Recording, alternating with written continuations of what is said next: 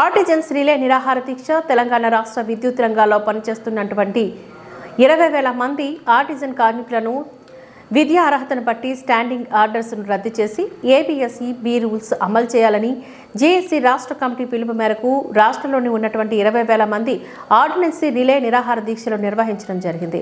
రాష్ట్ర కమిటీ పిలుపులో భాగంగా కేటీపీఎస్ జేఏసీ ఆధ్వర్యంలోని కేటీపీఎస్ అంబేద్కర్ సెంటర్ నందు ఆర్టిజన్స్ రిలే నిరాహార దీక్షలు ప్రారంభించారు. ఈ దీక్షలు 20 నుంచి 24 వరకు కొనసాగుతాయని నాయకులు తెలిపారు. ఈ రిలే నిరాహార దీక్షల అనంతరం యాజమాన్యం ఆర్టిజన్ల న్యాయమైన డిమాండ్ల చర్చల ద్వారా సఫలం చేయని ఎడల ఫిబ్రవరి 3 నుంచి 13 వరకు జిల్లాల పర్యటన మరియు 20న చలో విద్యుత్ సౌధ కార్యక్రమాన్ని నిర్వహించి ఆర్టిజన్సీ తరపున ప్రభుత్వాన్ని యాజమాన్యాన్ని మా యొక్క డిమాండ్లను నెరవేర్చే వరకు మా పోరాటం ఆగదని తెలియజేస్తున్నాం. ఈ యొక్క కార్యక్రమం టి ప్రపూర్ణ అధ్యక్షతన నిర్వహించగా ఈ యొక్క నిరాహార దీక్ష శిబిరానికి తమ మద్దతు మరియు సంఘీభావం తెలపడానికి వచ్చిన నాయకులు జేఏసీ రాష్ట్ర కన్వీనర్ ఎంఏ వజీర్, ఏఐటీయూసీ రాష్ట్ర కార్యదర్శి నారాటి ప్రసాద్, సిపిఐ పట్టణ కార్యదర్శి సాయిబాబా, సిఐటియు జెన్కో అధ్యక్షులు అంకిరెడ్డి నరసింహారావు, 1835 రాష్ట్ర కార్యదర్శి రాధాకృష్ణ, జెన్కో 1535 అధ్యక్షులు రాము, 1104 యూనియన్ జెన్కో అధ్యక్షులు రాజేంద్ర మరియు నాయకులు గోపి, కార్మికులు తదితరులు పాల్గొన్నారు. మీ అందరి మద్దతు లేకుండా, మీ అందరి యొక్క ఐక్యత లేకుండా మనం ముందుకు సాగలేము.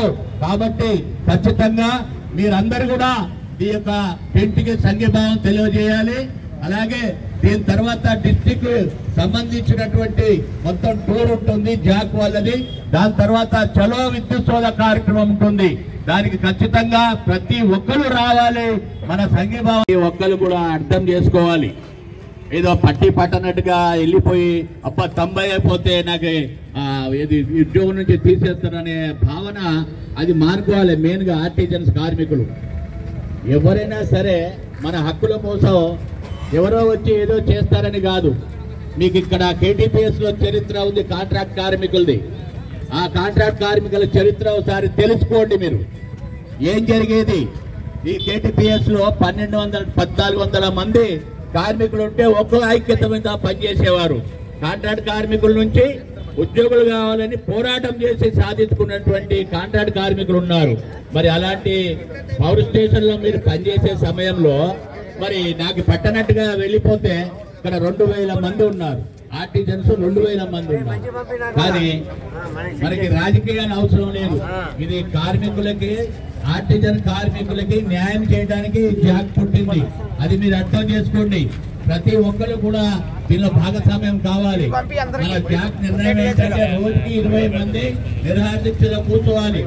రోజుకి 20 మంది నిరాహార దీక్షలో కూర్చుంటే మేనేజ్మెంట్ కానీ ప్రభుత్వానికి కానీ అందరు కూడా దీనికి ఖచ్చితంగా